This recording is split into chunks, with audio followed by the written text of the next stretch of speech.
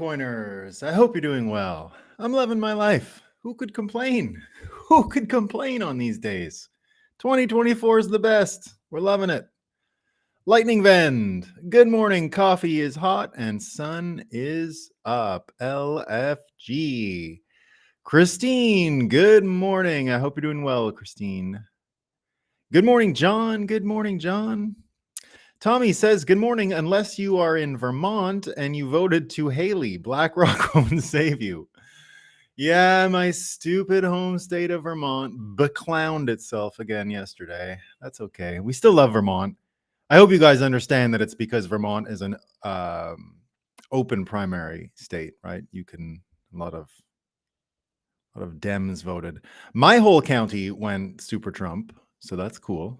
I know all the people who voted for him. It's anyone who hangs out at the local gas stations that I chat with all the time. They're all pretty big MAGA people. You can wear your MAGA hat in open air in northern Vermont. It's no problem. No one cares. Good morning from the Green Mountains, Daniel. We still love Vermont. We still love it, right? Defina, hope you're doing well, my man. Live long and prosper with Bitcoin. Indeed, indeed. Good morning, deplorables. Jeffy says, weak hands were shaken out yet again. They sure were. They sure were. Every day, walking with Christ says, good morning, Maxis, and God bless you all. That is a great message on this morning. Greetings and salutations, Richard King. Daniel says, you got that right, Jeffy. Yeah, that was the weekend comment. Many blessings, brother. Thank you so much, and blessings to you, Mugatu. Mugatu. Beaumatin, good morning, Bitcoiners. B for victory, coming to us from Quebec. Good morning, Bitcoin Deb. And she's letting the cat out of the bag here, right? We got maximum sunrise, sun tech, operational. Bitcoin's running too. We're doing great, everyone. We're doing great. Let's have a coffee and talk about what's new. But first, Clown Planet, Clown World, Moscow time. What do we got today? All right, let's start it. This comes from the Daily Mail over in the UK, right? We love the Daily Mail. Excellent Moscow time source. They ask, why are so many young people having heart attacks? These are some of my favorites, these young people heart attack articles. They had seemingly healthy lifestyles, but all these people suffered heart problems. Womp womp. Womp womp. Oh, this one's good. This one's real good. Oh, no, I got to go. I have a COVID one I got to get to first. I'll come to this next one. This one's from the New York Post. They're saying, long COVID could be the reason for your bad hangovers. So, hangovers now.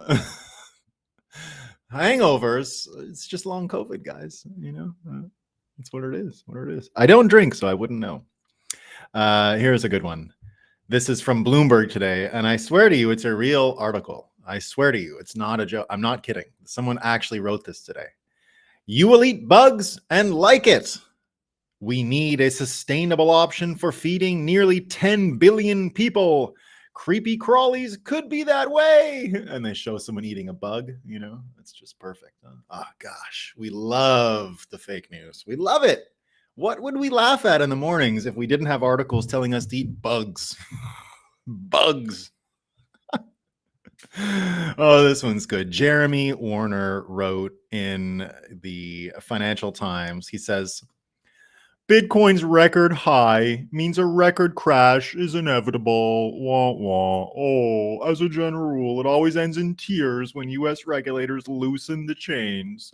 If those U.S. regulators just wouldn't loosen the chains, you would have no tears. You would have no tears if they wouldn't loosen the chains, okay? Jeremy is the best. He's the best. He's the best. And guess what he's going for again? This is what he writes. Spring is in the air, and already this year's tulip season is well underway. Tulip mania. He's going with the tulips again. The tulips. They're back with the tulips. The tulip thing was like 6 months of people speculating on tulips 400 years ago in Holland. Six months. And they're still going with it. Bitcoin, they've been writing tulip stories about Bitcoin for 10 years. 10 years of tulips. Jeremy, you fucking dumb tulip fucker. Shut the fuck up. What an idiot. Oh, this is good. Washington Post. Jennifer Rubin writes, despite the sloth-like pace of the Supreme Court through much of the fall, Trump will likely be off the trail and on trial as voters get nonstop reminders about his contempt for the law. You're going to get a nonstop reminder of his contempt. His contempt. So good. So good. We love those ones, don't we? This one's pretty good too. This comes from The New Yorker, right? This is related to the bugs, but not exactly the same story. Okay. It's related to the bugs, but not the same story. We're going to talk about food and farming and stuff like that today for sure. But here we go. Ready? The New Yorker. After reading an apocalyptic 50-year climate forecast, Jessica Winter decided, her name is Winter. Simulation. Her name is Winter. Okay. After reading an apocalyptic 50-year climate forecast, Jessica Winter decided she would never have kids. I really meant it, Winter writes. My kids are now 9 and 6. 2 books examine parental ambivalence in the age of climate change. The morality, this is the title, the morality of having kids in a burning, drowning world.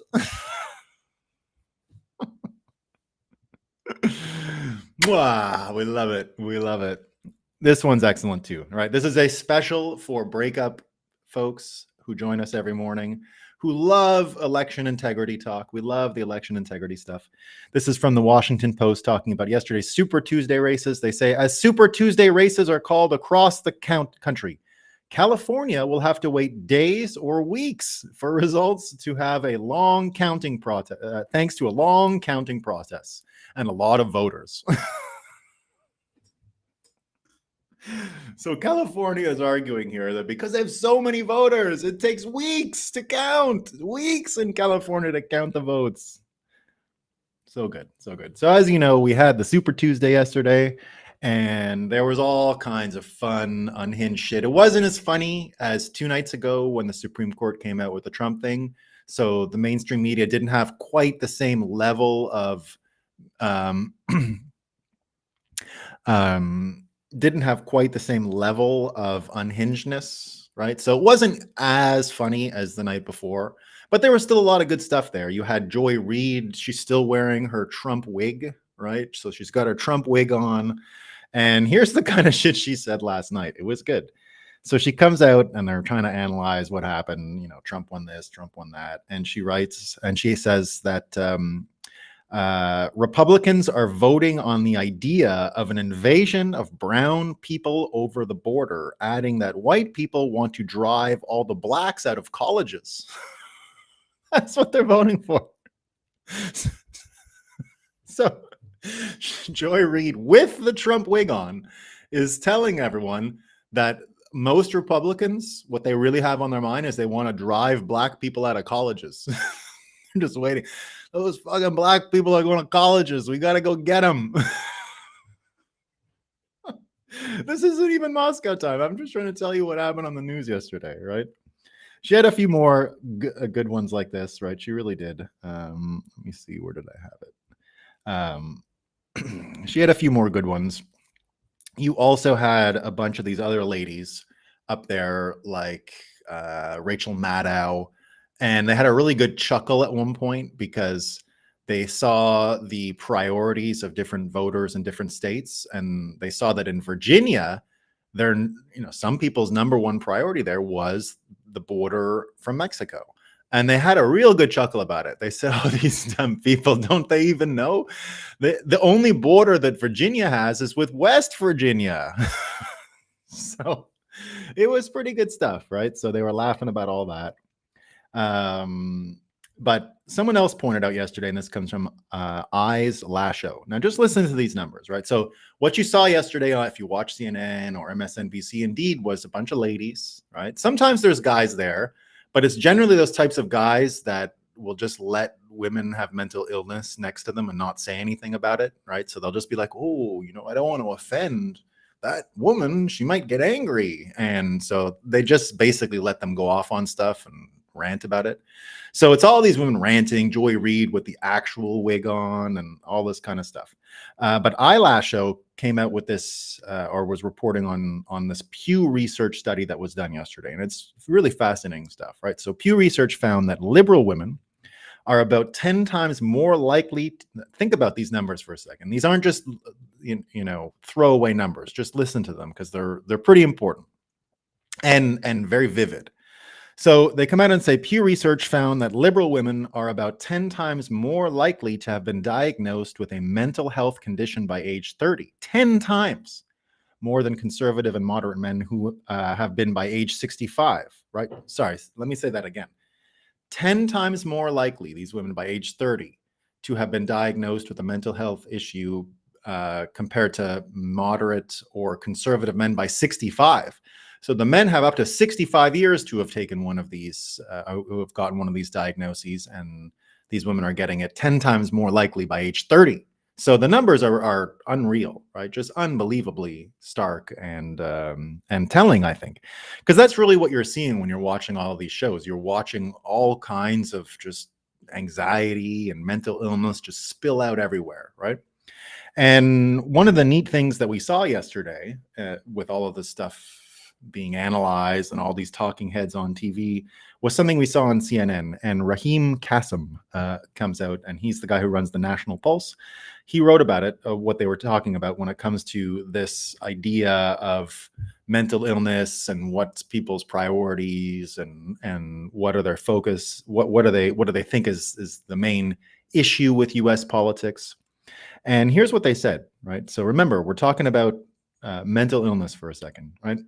And this is what the conclusion they came up with, right? Is that the threat, Biden's talking points about threat to democracy, the threat to democracy predicate that we've been talking about for a while related to Trump, right?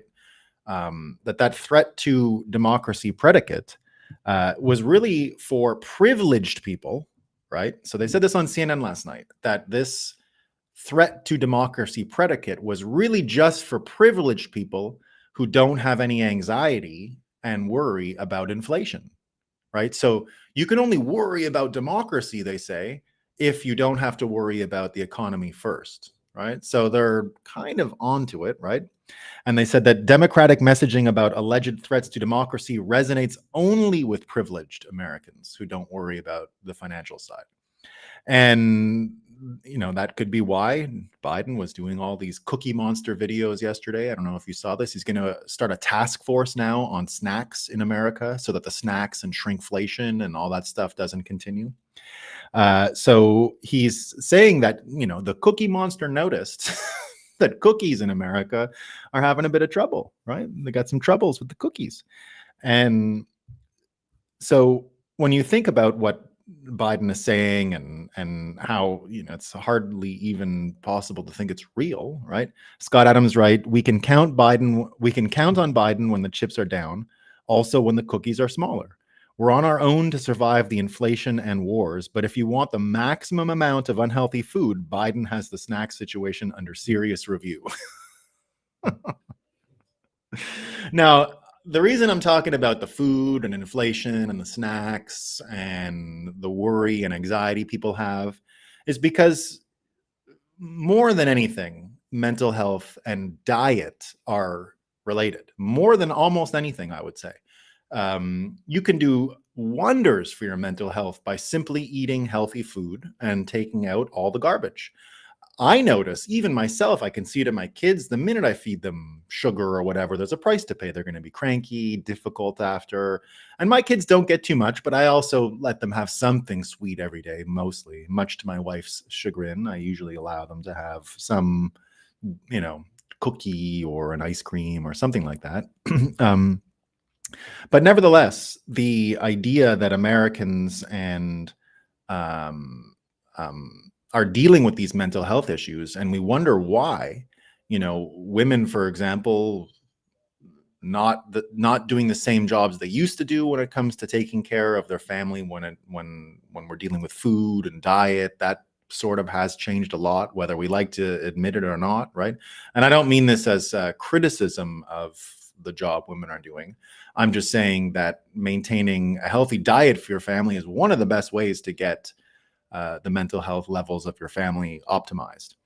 But Patrick Bet-David was talking about this yesterday, and he says that we have a much bigger problem than we even realize when it comes to food in America. It's not just the sugar and the sweets and all that stuff. It's the actual total acreage and coverage of farms in America and how many we have. So he came out with a bunch of numbers yesterday. And he says, according to U.S. Department of Agriculture, there are 200,000 fewer farms in 2022 than there were in 2007 in America. And I can attest to this. You know, Vermont, for example, is way more forested than it was when I was a kid. There's way more fields that have gone fallow. Not beautiful forests, like shitty little spindly trees covering what should have been meadowlands. And we still have plenty. I'm in a big green meadow where my farm is. We still have a few active farms, but even my own farm, the farm I live on, used to run about 400 head of cattle for meat. And I don't, you know, the farm has been divided into different pieces, and I think we've only probably got, I don't know, 50 or 60 cows out there. We got a huge field we use for corn, cow corn, not any GMO stuff. It's not, you can't eat it. They will harvest all of that to feed those cows that year. And so, you know, it's changed all over. I think we had something like, so the local raw milk dairy lady just over the hill from me got booted in the head 2 summers ago by one of her cows. So she's got concussion issues now. So they're not really producing much there anymore. And I'm told from some of the farmers locally, we had about 30 options when I was a kid to go buy raw milk from just various small farmers. We're down to one now. We're down to one in, you know, let's say a 50 square mile area. I don't have to go that far. No, 50 square miles is a lot. Well, anyway, it's my county, right? So there used to be a whole bunch. The town of Enosburg in Vermont was known as the dairy capital of Vermont, and they still have a big dairy festival there in the beginning of the season. It's a really excellent fair. You know, we still have a few little local cheesemakers around the area. Lots of nice stuff, right? So we're not at zero, but it's nowhere near what it was just a few years ago, which is remarkable. So he goes on, he says, meanwhile, world population is expected to grow by 2.3 billion by 2050. Feeding nearly 10 billion people by 2050 will require a 70% increase in food production. That is a global problem. 47% of countries in Europe had farmers protesting over environmental rules imposed by the EU. 35% of countries in North and Central had farmers protests. 22% of countries across Africa saw farmers. Patrick Bet-David was missing one of the geographic areas there, the 35% North and Central. I don't know North and Central what. 21% of countries in Asia experience farmers protesting. Farmers have a very tough job with small margins. It's not a sexy job. It's not trending. And it's not appealing, but super necessary. So my prediction here, though, is that this is going to not solve itself, but that one of the things that Bitcoiners offer to the world is a recalibration of what jobs pay, right? Like how you get paid. I've said for a long time that one of the major distinctions that I see between crypto and Bitcoin, and it's an important one, and it's one that is not wrong to ignore for now, but going forward will absolutely change. And it's the following: that whenever you have, you know, whatever era we live in, you live in, whatever era you're studying in history, the best and brightest will go to the highest paid jobs. That's just the way it works. And one of the big worldview distinctions that I've always seen between crypto people and Bitcoiners is that the best and brightest going into financial engineering is something that Bitcoiners never want to see continue. They want to see that end. They want to see the best and brightest going into other things that aren't financial engineering. Financial engineering, as the most rewarding and highest paid job in the world, was a function of the fiat era ending. Now, the crypto people, I've said this for a long time. It looks like that's what they're trying to double down on, right? So in the case of Ethereum, it's not enough that you have a Series 7 Wall Street license. You've also now got to understand how to run a node. You got to understand how to do miner extracted value so you can front run the stupid idiots you're competing against. And that's what they think the future is going to be. Put a bunch of smart people in a room and they'll figure it out, right? Now, I don't think that's what's going to happen. I don't think we're there yet, right? We haven't really decommissioned this high income job situation yet, but I think it'll happen naturally over time. Bitcoin being so low IQ, it doesn't take a lot of IQ to buy and hold Bitcoin. It takes conviction and patience and other things.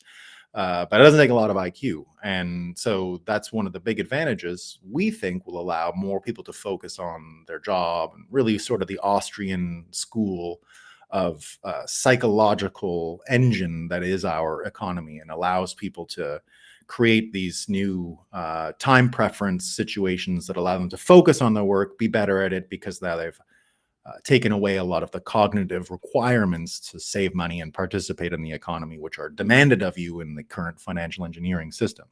So my argument here is that farmers are going to get rich, right?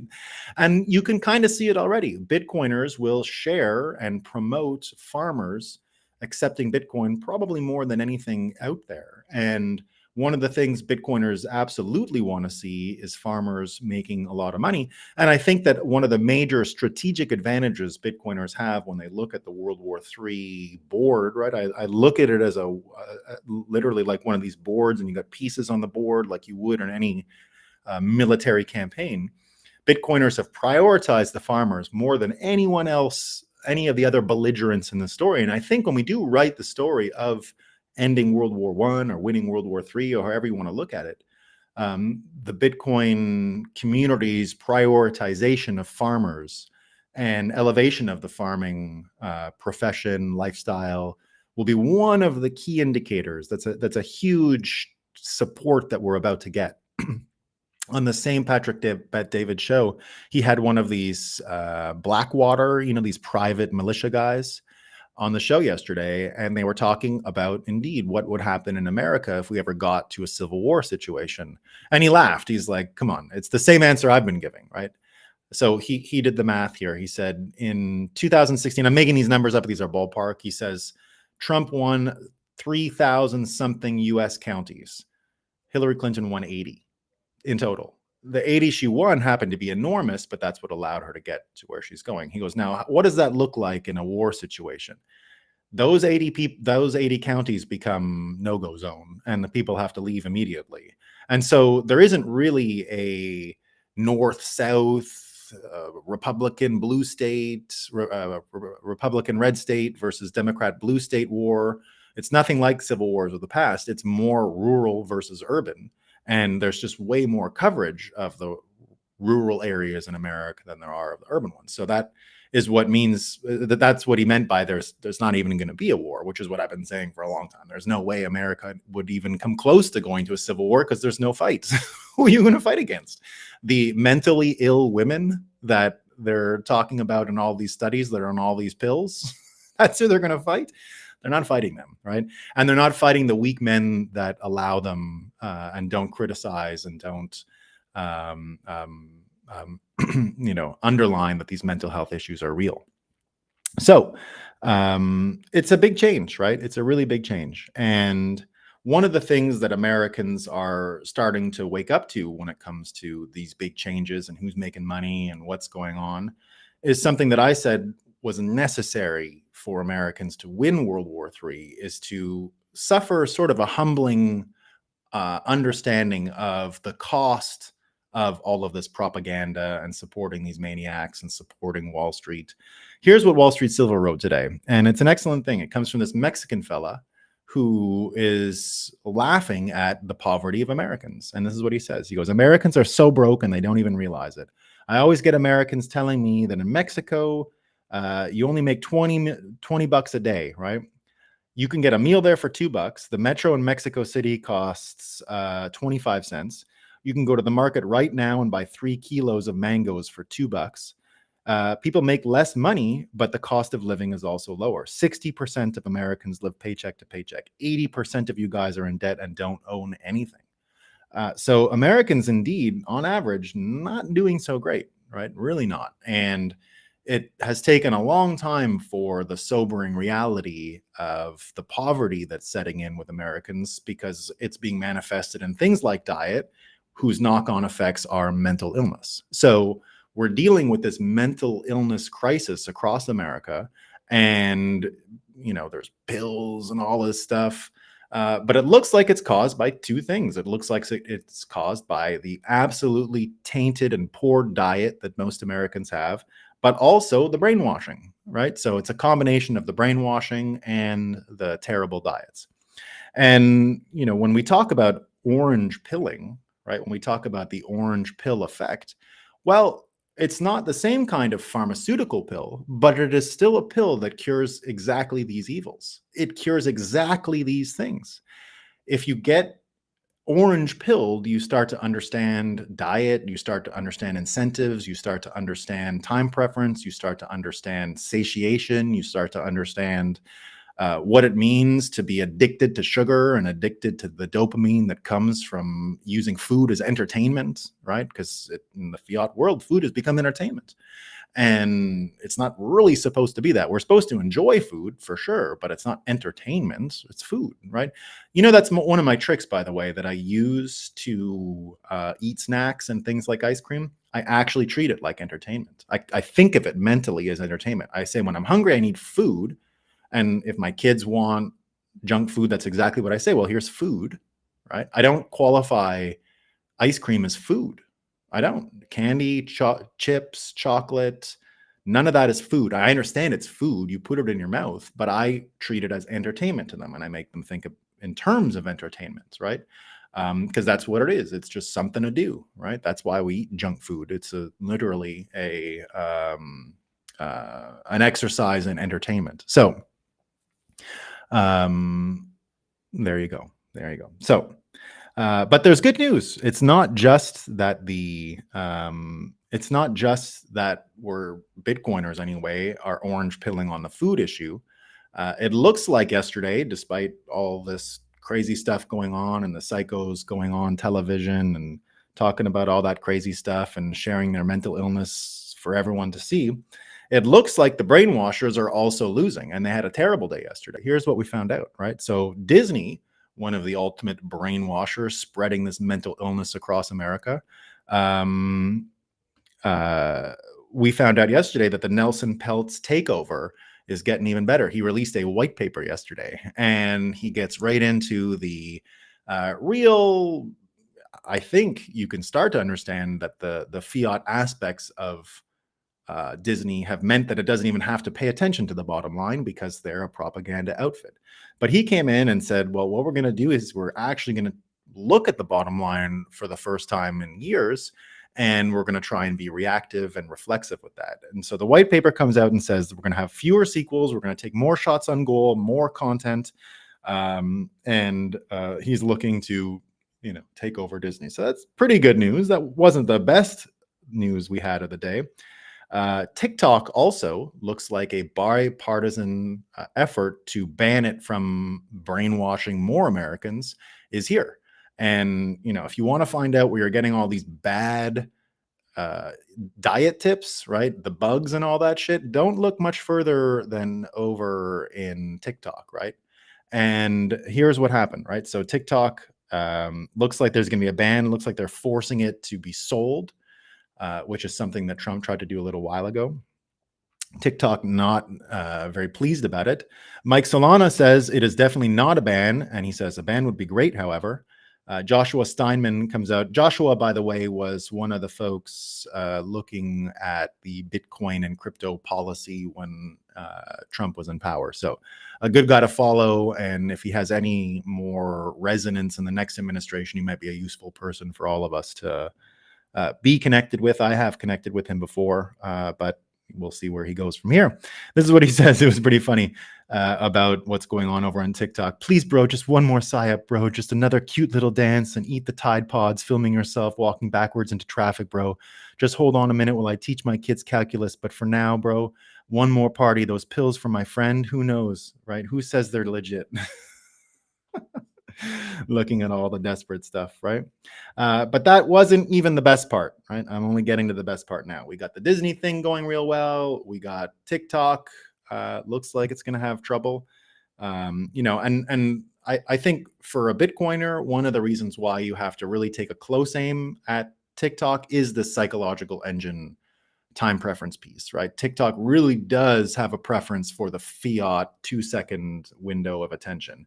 It's like, that Kurt, whatever, the guy with that weird orange wig that is one of these stupid gold bugs who's online. He's one of the ones that I follow just because I like to see how the mental illness is going with the gold bugs. And he was the one yesterday who was saying that because Bitcoin had a crash in the afternoon, it was over, right? So this guy is just a walking, talking proof of the time preference problem with some of these mentally ill people. And his literal time horizon was like 2 hours. Right?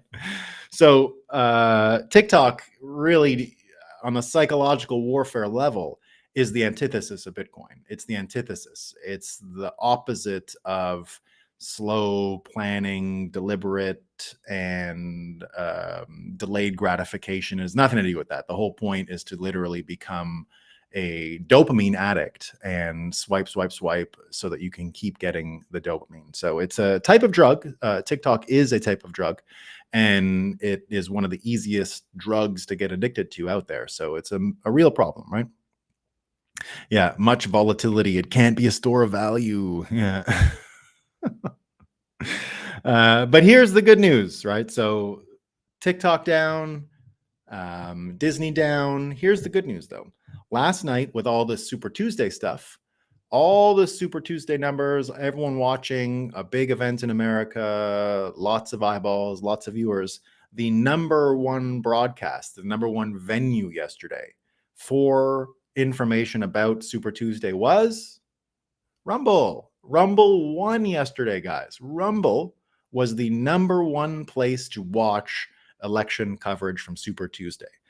Dan Bongino had Mike Benz, who we love, on. So imagine Mike Benz is now on one of the most important shows during Super Tuesday. And Dan Bongino wrote, Rumble had a huge night last night. And while the death of cable news is often exaggerated, there's no question anymore that streaming is the future. With little promo, we pulled 6 figures and we were the biggest stream on the net. All thanks to you and your support. I owe you all everything. Thanks, Dan Bongino says. And indeed, it was 112,000 live viewers. Twitch, the top stream on Twitch, had nothing to do with the election, was only 82,000, right? So way, way higher, and an amazing thing, right? An amazing thing to have beheld and witnessed. And the things that we saw, the things that we heard on that show were way more relevant to what's going on. And then if you compare that to what we saw on the other shows, for example, right? So last night on CNN, they were going on about the Republican Party before Donald Trump that one's done, right? Now that it's blue collar, it's totally changed. So you had all of these, just more mental illness out there, more broken brain people trying to explain to their captive audience what's going on, trying to keep them from going on to TikTok, right? So it was great stuff. It was really compelling and entertaining, and it was hard not to enjoy. So, but there's other stuff yesterday besides elections that happened. Other stuff that I thought was pretty relevant and interesting, and let me share it with you. And it starts with the Amazon nuclear energy story I mentioned yesterday. So that was just a start. There was other nuclear stuff that I missed yesterday, but it's been continuing. So again, I think this is really important stuff, and will absolutely affect foreign policy in America, And once foreign policy is affected, right, in America, the ability to push the propaganda of the petrodollar and everything that comes with it is also fatally wounded.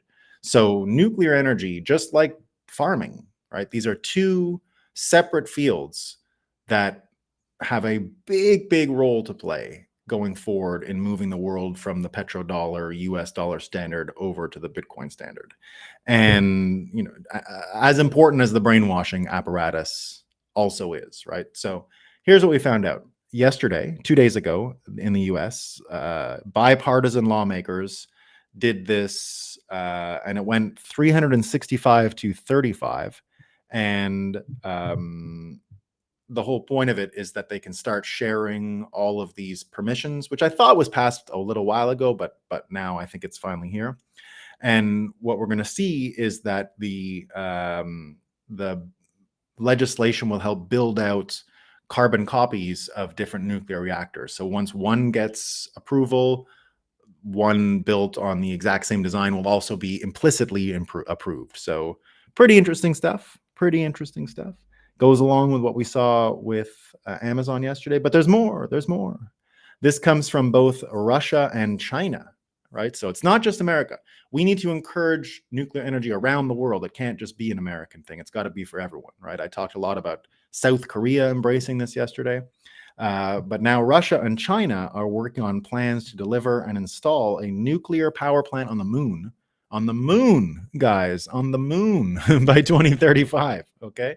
So not only is Bitcoin going to go to the moon, we're going to get nuclear reactors on the moon. And by the way, both of my science fiction stories upcoming, Satoshi Wedding Murders and Blue Moon Orange Coin, both of those stories have civilizations on the moon. And of course, with nuclear energy. So John Stokes writes, I'm telling you, ours is the last generation to see the moon at night without lights on its surface.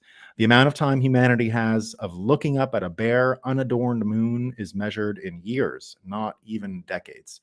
I believe that. And I actually produced for my book, because, I like doing these AI images. I have one of these pictures from Earth looking up at the moon, and it's covered in lights and highways and things like that. So pretty neat. Pretty neat. All right. So but the reason I bring all this nuclear energy up as well is because it looks like we're starting to get a sign of the trick they're going to use against Trump. Well, trick. It looks like we understand where things might head in the short term. Now, this is all speculation, and it definitely could be a paranoia on my end, but things just look a little too easy right now. And there's two stories I'm tracking related to where things are headed for Trump and what's going on. So the first one starts with this story on the let me relate it to the energy part again.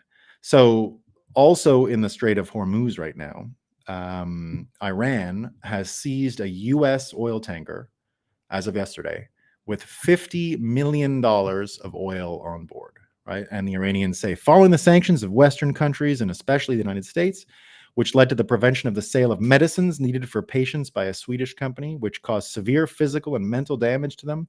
The patients filed a complaint against the United States in international relations law. Based on this, with the legal follow-up conducted by the lawyer of the case, the International Relations Court ordered the seizure of an American oil cargo ship off the Advantage Suite ship in the Persian Gulf. And the cargo of this ship was seized, and subsequently the necessary orders were issued.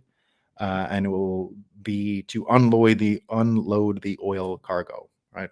So what I've been saying for a long time, you're going to get a bunch of oil seized in the whole, parts of the world. It was going to be a big problem. Meanwhile, we have this other story where the FBI is talking about the urgent manhunt for an Iranian Secret Service agent accused of plotting to assassinate Mike Pompeo as revenge for killing Soleimani, right? So look out, guys. Look out, because this becomes a twofer, right? This becomes they're stealing our ships and killing, and now you're going to have all the Nikki Haley's.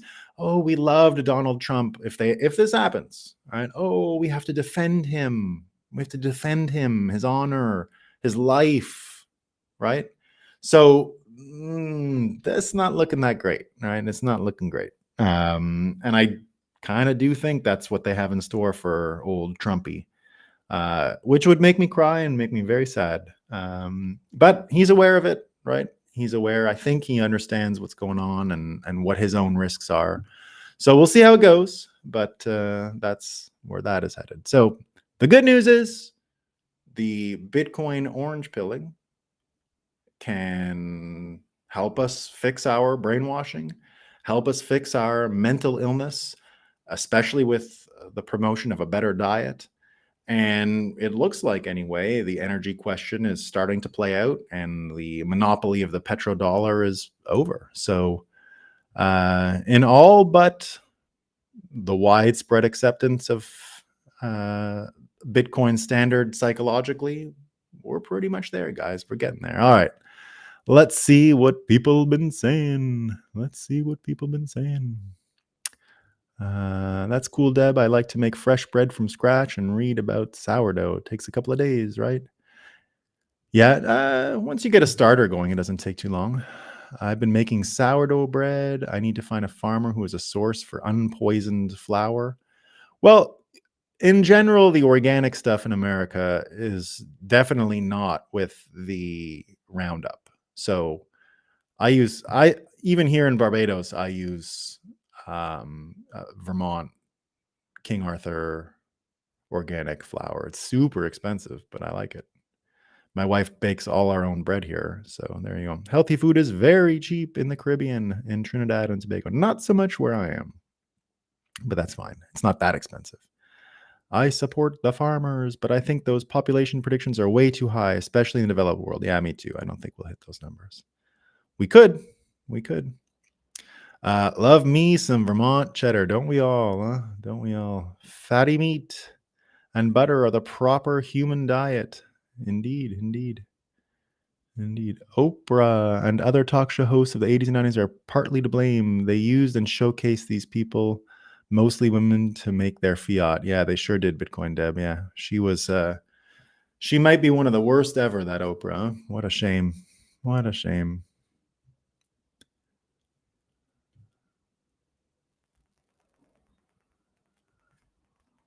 What a shame.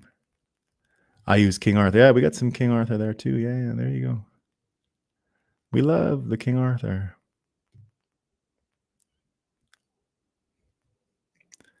Take it easy, Nolan. I'm still somewhat of a gold bug. I don't have a problem with gold bugs. I have a problem with gold bugs who have a 2-hour time horizon. Yeah, U.S. getting a taste of their own medicine. That was always going to be the way, right? That was always going to be the way. Price not too bad here. Yeah. All right, let's see what people are saying over on Rumble. Let's see what the Rumble people are saying. Hey, we got a huge audience today, guys. We love it. Loving it. All right.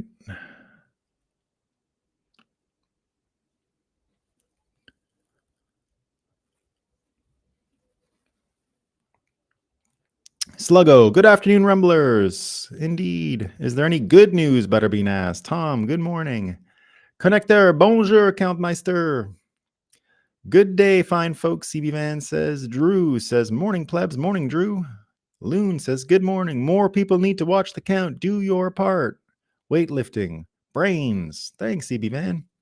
Bad hangovers are due to climate change. Nothing else. Please correct, Sluggo says.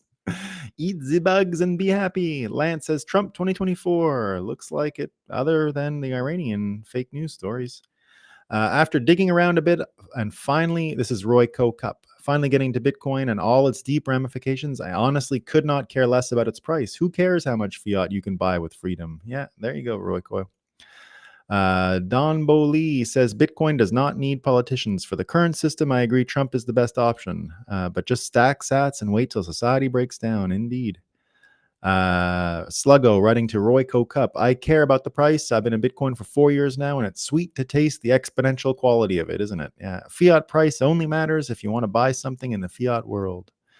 Sluggo says, I live in the fiat world. Can I buy a house with Bitcoin? Yeah, you can. CB Van asks, can someone explain why Vermont primary chose Haley over Trump? Open primary. That's why. Anyone could have gone there. I could have gone and voted for my favorite Democrat, John Fetterman, over on. I got to written him in. All I watch is Rumble Land says. Your thoughts and predictions for Noster Connector writes. Yeah, I love Noster. I mean, right now I love X still more just because that's where the fight is. My only problem with Noster is that it's inside baseball, right? I like to see fights and arguing. You don't get enough of it on Noster, but I look forward to the day when we're not fighting as much, and then I think Noster will come into its own. There's been news around the Houthis cutting the internet underwater cables. Do you think we need to start learning new skills? Well, let them cut their fucking internet cables. Like, I don't care if they cut them. So what if they don't want the internet? It's not going to affect our internet. It's their problem.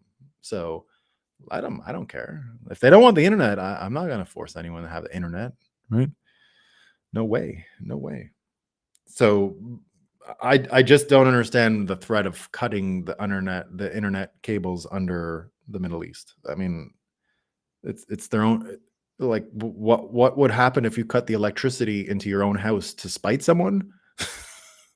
The grid is not 100% anymore. I don't have power. Okay, sure. I don't. If they want to, go for it. All right. What are the Bitcoin magazine people saying? Ooh, big audience over there too. What up, Bitcoiners? They tried to hold us down. We bounced back. Martinez says, best morning show ever. Thanks, Martinez. We love it. Good morning, Bitcoiners. Morning, all. I think I finally orange pilled my fiat banker wife 30 minutes ago. She told me to buy more corn. Congratulations, Vito. Yeah, that's a double-edged sword, though, buddy. Okay. Wait until she starts asking all the time. I was hearing about it last night, What's money doing in this account, right? And I said, well, Bitcoin's $60,000 right now. I'm gonna wait, We're doing fine now. It's just a joke. Still gonna take some time to help her see that Bitcoin is backed by energy. She thinks it's not backed by anything. Yeah, that's okay. Takes a little while. Sugar is a drug, Old Saucy writes. It sure is. That's why they market it at children. It sure is a drug. Yeah, that makes me think of marketing. Of TikTok. Ooh, I know. Yeah. Almost year to date, Maine has lost 36 dairy farmers, and some of them in the area, plus a big. I have some of them in my area, plus a big Amish community. Yeah, it's a bummer. Yeah, we've lost quite a few. I bought the top. Yeah, way to go, Bitcoin. So did I think I bought some last Friday, and that was my. I don't really care about the price on a Friday. Otherwise, I haven't been doing too much strategic, right? Bitcoin Graffiti writes, when moon, sir? I'd say we're looking at it by. I'd say we're looking at it. I'll be really smart in the future. I mean, any day now.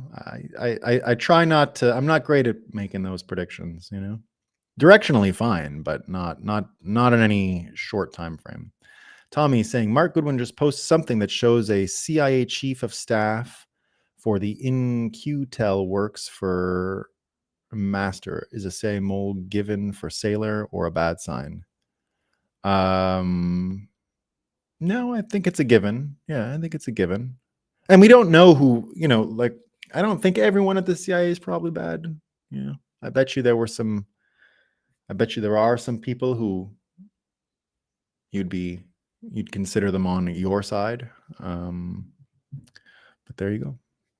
Have I read Fiat Food? No, but it is. I get it. I've read the chapters from the Fiat standard that sort of were the precursor to the Fiat Food stuff. All right, team. That's all I got for today. That's all I got. I hope you have a great day. Thanks for coming, everyone. I appreciate it. It's things are moving quick here. So we're going to be back at it tomorrow. And I bet you there'll be more funny things to laugh at and more fiat ridiculousness that we can all enjoy as we wait for Bitcoin to indeed moon. All right, team. Peace.